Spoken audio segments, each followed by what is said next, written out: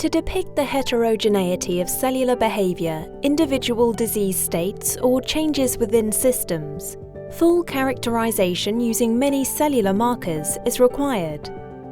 With a conventional flow cytometer, 2 or more panels may be required to generate high-resolution data with multidimensionality to get the complete understanding of marker profiles under investigation. In comparison, a single larger panel run on a spectral flow cytometer equipped with the same number of lasers adds multidimensionality with high resolution. This provides a deeper interrogation of data than 2 smaller panels with the same markers. Spectral flow cytometry. See your cells in a whole new light.